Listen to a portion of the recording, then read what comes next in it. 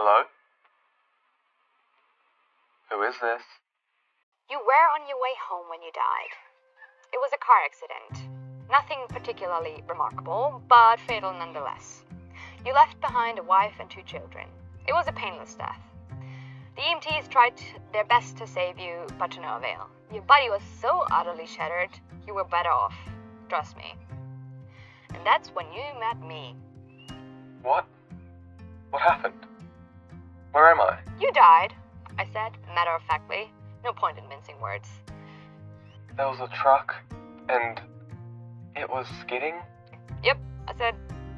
I died? Yep, but don't feel bad about it. Everyone dies, I said. You looked around. There was nothingness, just you and me. What is this place? Is this the afterlife? More or less, I said. Are you God? You asked. Yep, I replied, I'm God. My kids? My wife? What about them? Will they be alright? That's what I'd like to see, I said. You just died, and your main concern is for your family. That's good stuff right there. You looked at me with fascination. To you, I did not look like God. I just looked like some man, or possibly a woman, some vague authority figure maybe, more of a grammar school teacher than the Almighty. Don't worry, I said. They'll be fine. Your kids will remember you as perfect in every way. They didn't have time to grow contempt for you. Your wife will cry on the outside, but will be secretly relieved. To be fair, your marriage was failing and falling apart. If it's any consolation, she'll feel very guilty about feeling relieved. Oh. So, what happens now? Do I go to heaven or hell or something? Neither, I said. You'll be reincarnated. Oh. So the Hindus were right. All religions are right in their own way, I said. Walk with me. You followed me as we strode along the void. Where are we going? Nowhere in particular, I said. It's just nice to walk while we talk. So what's the point then? When I'm reborn, I'll just be a blank slate, right? A baby. So all of my experiences and everything I did in this life won't matter. Not so, I said. You have within you all the knowledge and all the experiences of all your past lives. You just don't remember them right now. I stopped walking and took you by the shoulders. Your soul is more magnificent, beautiful, and gigantic than you can possibly imagine. A human mind can only contain a tiny fraction of what you are. It's like sticking your finger in a glass of water to see if it's hot or cold. You put a tiny part of yourself into a vessel, and when you bring it back out, you've gained all the experiences it had. You have been a human for the past 48 years, so you haven't stretched out and felt the rest of your immense consciousness yet. If we hang out here for long enough, you'd start remembering everything, but there's no point in doing that between lives. How many times have I been reincarnated? Oh, loads and loads, and in lots of different lives, I said. This time around, you'll be a Chinese peasant girl, 540 AD. Wait, what? So this time you're sending me back in time? Well, I guess technically, time as you know it only exists in your universe. Things are different where I come from. Where do you come from? Oh, sure, I explained. I come from somewhere else, and there's others like me. I know you want to know everything and what it's like, but honestly, you would not understand. Oh. But wait, if I get reincarnated to other places in time, I could have interacted with myself at some point. Sure, happens all the time, and with both lives only aware of their own lifespan, you don't even know it's happening. So what's the point of it all? Seriously, you're asking me about the meaning of life? Isn't that a little stereotypical? Well, it's a reasonable question. You persisted. I looked you in the eye. The meaning of life, the reason I made this whole universe is for you to mature. You mean mankind? You want us to mature? No, just you. I made this whole universe just for you. With each new life, you grow and mature and become a larger and greater intellect. Just me? What about everyone else? There is no one else, I said. In this universe, there's just you and me. You stared blankly at me. But all the people on Earth. All you. Different incarnations of you. Wait. I'm everyone. Now you're getting it, I said with a congratulatory slap on the back. I'm every human who ever lived? Or who will live, yes. I'm Abraham Lincoln? And you're John Wilkes Booth too, I added. I'm Hitler? You said appalled. And you're the millions he killed.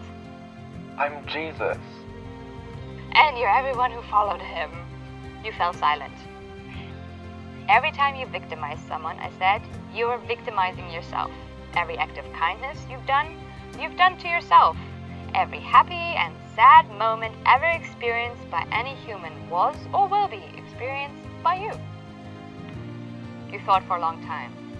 Why? Why do all of this? Because someday, you will become like me. Because that's what you are. You're my kind. You're my child.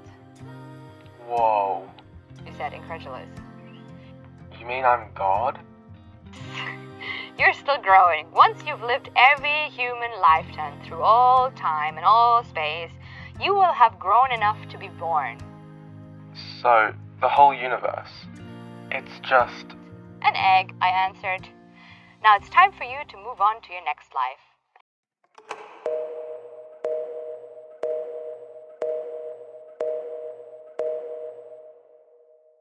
That was a rendition of The Egg Theory by Andy Weir, a short story he first published on his website in 2009, and it takes an interesting and really creative look at the meaning of life and what is possibly after what we're living right now. The lady you heard me reenacting the story with, her name is Kristina Von Der Heydt. She's an amazing self-published author of the book When the Bookshelf is Mocking You. It's available on Amazon, and the link will be down in the show notes, so go check that out. But for now, I have a whole interview with her, so listen to some of the awesome things she has to say. That is so cool. It is, isn't it? Like, I'm not sure if I believe it, but I think it's pretty cool. It's a pretty cool way of looking at things. And it kind of makes sense. In what way? Also, like, with the whole karma thing, that, like, if you... yeah. And, I mean, it also makes sense because people usually, like, they don't judge other people because of what they're doing. They judge people based on their own projections. Because if you stop judging yourself, you automatically also kind of, like, stop judging other people. I love that. I think it's a really cool story. She takes an amazing outlook on life and takes every fact and theory and opinion that goes into her head with a grain of salt. I personally admire this a lot because she never takes one thing as law. She's always open to new ideas, and because of this, she provides an amazing conversation. I met her a week before I recorded this interview. We met at a little cafe in Kelvin Grove and accidentally chatted for 3 hours. I missed picking my sister up, but in my opinion, every second was worth the conversation with her. She has such an interesting backstory. Her book is so creative and embodies a lot of the values that we have on the podcast here, and she's just a laugh to be around. No filter, so creative.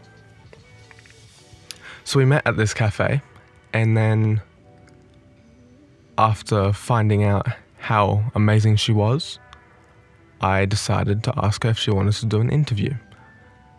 After she agreed, we met up in a little park in Kelvin Grove, and we had this Yeah, chat. there's this theory that besides matter and dark matter and whatnot in the universe, the rest is consciousness. So everything, like all the space between things, is consciousness. And that it's just this one consciousness that split itself up into and manifested itself into a lot of physical things to experience itself, to be in the consciousness is also split up so it can experience itself from all the perspectives, as for example, as this table, as this tree, as you, as the floor, you know, like it's in everything. And it experiences itself from like ever expanding perspectives. I think it would make also, like, it also makes sense that then the universe is ever expanding. Because if it's, yeah, I mean, like that would make sense, because it's consciousness that wants to create more and more and more and more ways to perceive itself and interact with itself. Because if you're just there, consciousness, and then it was like, oh yeah, it would be nice to have, like, I don't know, depending on what came first, like darkness or light, like, oh yeah, it would be nice to have something that's the opposite of that. And then, you know, like manifesting from that, and then, oh yeah, it would be nice to create a thing, and then it created like a planet, and it was like, ooh, and you know, like, and then just evolving and evolving and evolving and evolving, and getting into this incredible abundance of it being split up in so many different things, and at the same time still being the same one thing. I've mentioned this point on the podcast a couple times already, and it's something I find really interesting. And I've taken a couple of moments when I'm driving or when I'm sitting outside just to imagine and fully embrace the fact that we are all one thing. We are just parts of the universe, parts of the system that have been split up into all these different forms, and our form, fortunately or unfortunately, is conscious. And I try and imagine all of the trees around me, all of the roads, all of the rocks, the birds, and how similar we are. Even with how different we are still so similar. And it is a bit of an oxymoron, but it really is so beautiful. And then we got chatting about Andy Weir himself and how he could have possibly come up with this in the first place. I'm very sure that the guy who wrote it. Oh, right. I'm pretty sure he probably had that. Or maybe not. Maybe he just came up with it all by himself. You don't know. What an impressive man. I mean, like, if you're in a creative state, sometimes things will just flow through you if you let them. And then you will write stuff down. I've written one poem in German that I did not actually write. I mean, like, I was sitting there and I was holding the pen, but it just flew through me. I was not consciously thinking about rhymes or anything. I created it in like 1-2 minutes, and I was super stunned afterwards when I read it. It was, it's basically about being like a metaphor of being in the universe, gaining experiences outside the box, being sent from place to place, yeah, it's hard to explain in English, but I was really stunned by it. I was like, wow. Because I didn't actively thought of rhymes or thought of what to write about. I just was there and I was holding a pen and it just flew through me. And I think a lot of creative people actually do that they're just in the zone and they're just receiving things and then writing them down, and they're not actually consciously effort. Like, I think the best things are actually without effort. I think Deepak Chopra or some other person had like a podcast episode with Oprah about that, about the theory or is it the theory of the least effort? But either way, it's kind of like, or strategy of the least effort. What Kristina is referring to here is the principle of least effort. And it's a theory that goes across a ton of different areas and studies, But it basically says that a living thing naturally will take the path of least effort. It's pretty self-explanatory. But what she's referring to here is that naturally and following the current of the universe, a living thing will do what feels right every single time. And so when you try and resist that, you're going against the flow of the entire universe. When she first told me this, I stopped for a minute and thought, that doesn't really make sense, because if you never do stuff that are hard to you, you'll never grow, and you'll never evolve into something you didn't know before.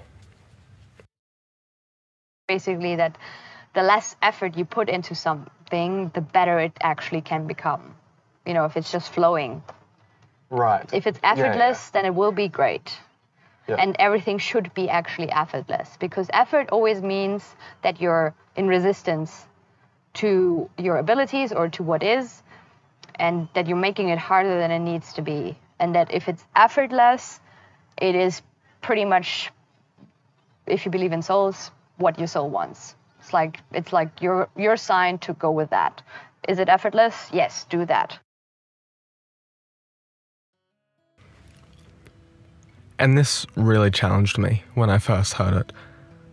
I didn't want to believe it, but then once she started talking about it more and explained it fully, I realized that when she says do whatever's easiest, she's not referring to in terms of effort, it's in terms of what feels the easiest, what feels the most right. And it's more of a gut feeling or a motivational thing, because something can be extremely hard, such as working out, but when you have the motivation and you're aware of how much it will benefit your life, no matter how hard it is, you'll still have the drive. And so I think it's whatever gives you the most positive drive.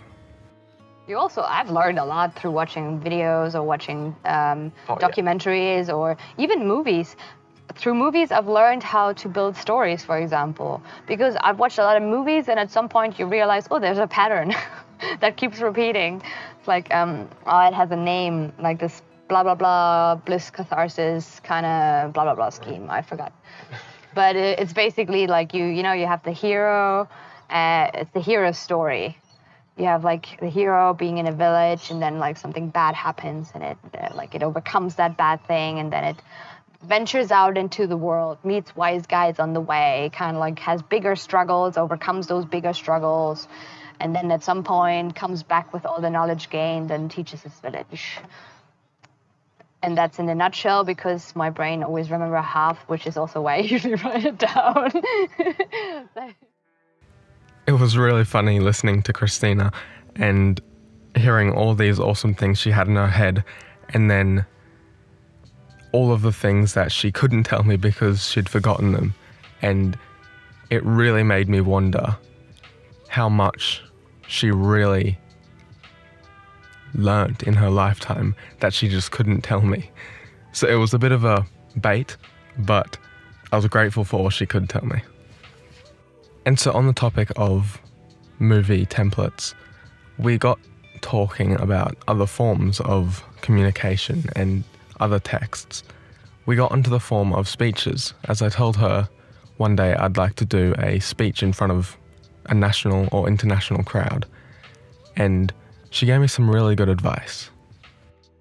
One way that, I always have that in mind, because especially if you spontaneously have to speak about any topic, it's great to have that in mind, because then you can be like, okay, what is it?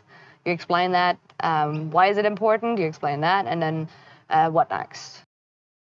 And I think another one was problem, solution, benefit. So we have a problem, or this is the problem, like, I don't know, overpopulation on Earth. The solution, let's put a lot of toxins in food. The benefit, the foreign ministry will become richer. Great plan. And this isn't just for organised speeches at all. As she mentioned, it's for spontaneous having to talk about something moments. And once you learn to keep that in your head within conversations, communication becomes so fluent, and it almost becomes a game because there's 3 parts that you have to fulfill, and it makes your brain chase the rewards. I've tried it out a couple times since I've spoken to her, and it works really well, and it is really fun. A lot of those artsy film festival movies are not based on that structure. They're kind of like experimenting with like all sorts of form of how to build stories. As an attempt to like break in. Yes, and a lot of times we'll watch them and be like, what is this? So, for example, my best friend when I was a kid, like not a kid, but like a teenager, dragged me into a movie, and it was basically about 2 60-year-old people like in a marriage that was failing, and the whole thing was basically about them just struggling and failing. And I was like, and it had no happy end either. It was just like their tragic life. And I was like, I'm sorry, but I don't really, like, what the fuck? It was like, Also, I was 14, so I could not relate to it at all. I had not had any heartbreak or anything. And something that I hope you all have noticed by now is that we don't just want to focus on the meaning behind things, and we don't just want to focus on accomplishments. A big thing I want to emphasize is experiencing, and purely existing is equally as amazing and spectacular. So when I told her this, she mentioned a movie that she'd seen and how it didn't follow this usual template of drama movies, and it really inspired me. And it kind of follows the same plot or vibe as the Duncan Trussell creation, The Midnight Gospel. And I was absolutely obsessed with that series, and I made it one of my media recommendations on a past episode. It's something I think everyone should watch, and it is just beautiful. There's a ton of meaning behind it, but there's no conflict or drama. It's just learning, experiencing, and exploring the world around him. But I've also seen a movie that is my favorite example of a good thing, of breaking this whole drama kind of template thing. And that movie was called Given. Given was a 2016 documentary/adventure movie. And even though it does have the adventure genre in it, it really is just a beautiful exploration. It focuses on the travel of a family through beaches, country, ocean, and Kristina was definitely right. But I just remember that I was so impressed by how beautiful this movie was, and that it completely didn't need any drama. There was, like, I wasn't aware of any drama in that movie. It was about a kid, and that kid traveling around with his family and describing all the experiences it had, and it was just beautiful. It was just a mixture between documentary of the life of the kid and like story. And it was just beautiful sceneries. Like, it's basically a collection of all the great things in like humanness and traveling and beautiful nature. It was just so positive. And I was like, I believe humanity needs more movies that don't have drama to show people how it can actually be if there's no drama, that it's not boring. It's still exciting because you still have like novelty. You still learn. You learn about different cultures and different colors and different things. You don't actually need the struggle to learn. You can learn out of fascination, out of curiosity, out of positive things, and you don't actually need to learn through struggle. And so I asked her about other forms of art, such as paintings and drawing. And in my experience, I've always become very artistic in my dark times. So I asked her if other forms of art, apart from film, could be created in that same way, out of pure joy. But yes, I believe that you can also create art out of like pure joy. Yeah. And I think a lot of artists do. I think there's also a lot of artists who use art as a coping mechanism. I personally did as well, because it is a great coping mechanism. Because you have like, if you're really into it, you have to focus so much that it's a form of meditation, because you literally cannot think while you're doing it, because you have to focus so much on each stroke and each, I don't know, yeah, each stroke is probably, you can't actually think of anything. So if you're like that deep in the zone, it's great for coping with situations.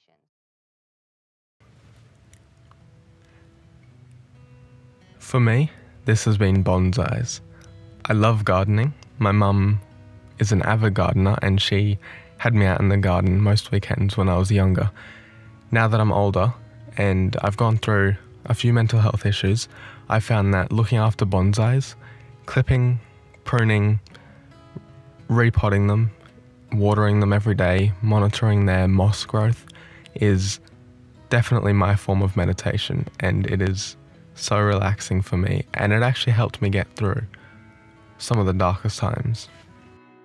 And so there's some stories in the past about mostly painting artists from the 15th up to the 20th century, and how they always seem a little bit crazy. Take Van Gogh, for an example. He has a massive reputation for that. And she brought up some really awesome evidence of some meta-studies that were done on real creatives. Artists have one of 5 things, or all of them, or Right, different I mixtures. haven't heard. So artists usually either have an alcohol problem, a drug problem, trauma, depression, or some form of mental illness, if I remember them correctly. That does sound about right. And some have all of it together.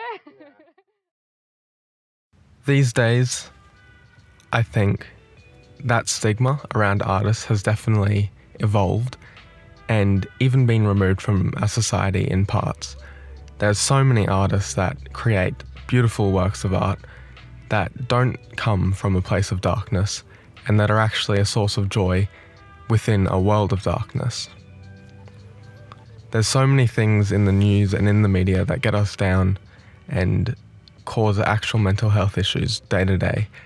And so these angels are working their best to spread happiness, creativity, and inspiration throughout the world to help support all these unfortunate people. Yeah, get their creativity from that. And I get that, because when I was a kid, I thought that I could only be creative because of my depression and my sadness. And then when I got better, I was like, my creativity was gone for a while. And I was like, I did not know how to source creativity otherwise. And I was like, how should I create when I'm happy? But then I read a quote from someone that is kind of like, you can't create when you're not happy. But, and I'm not even sure if I'm quoting it. But basically, when I heard of that, I was like, oh, okay, so there's people who actually don't even know how to create when they're sad. They're only creating when they're happy. So it's a completely different way to approach it. And it's basically following your joy. And you kind of have to learn that then to like do things out of joy, not out of, I need to survive and that's why I'm painting, because otherwise I'm gonna unalive myself, you know? Yeah. So it's a completely different way to approach it. And then Kristina's Inner Child came out, and the next part you're going to hear was hilarious. And in the moment, you can't really hear it on the recording, but I was laughing a lot. And it really shows how she just lives life the way she wants to. Basically, my brain is like a television that's on, and I watch what comes on, and then I zap through the channels, and if I find something that makes me laugh, I will use that and kind of manifest it into this reality by writing it down. Yeah. So a lot of it is kind of like that. So I'm zapping through like the different things, the different channels, and when I find something, it's like, oh, this is cool, I'm gonna write it down.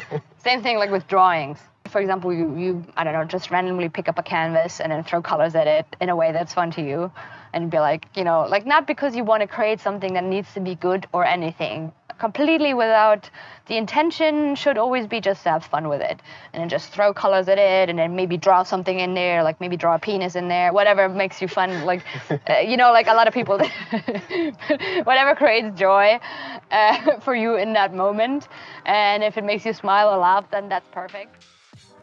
And there it is. We've had a little look into the wonderful mind of Kristina Von Der Heydt and what she's managed to accomplish in her life so far. And luckily for you, this is only part 1 of 4 or 5 episodes with Kristina, and she goes into so many other topics. They just get better and better. But I think the moral from the story in this episode was that art can come from any place. It doesn't always have to be from trauma, and it doesn't always have to be from joy. Whichever one you think you create from the most, try creating from the other, and don't follow any limits that society or even yourself have put on you in the past. I personally think I need to start creating out of joy a little bit more, and I'm going to do that from now on. And we also had a look at The Egg Theory by Andy Weir. We also had a look at The Egg Theory and a little bit of philosophy by Andy Weir, and we will come back to the whole philosophy realm in an episode or 2. But as Kristina mentioned, the media recommendation for this episode is going to be Given.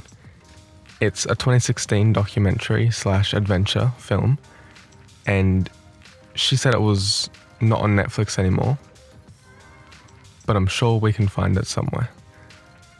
Go watch that, have a look. If you haven't watched The Midnight Gospel, also have a look at that one. And I think I'll see you in the next episode, which will be an absolutely massive episode, not in terms of length, but in terms of happiness and excitement.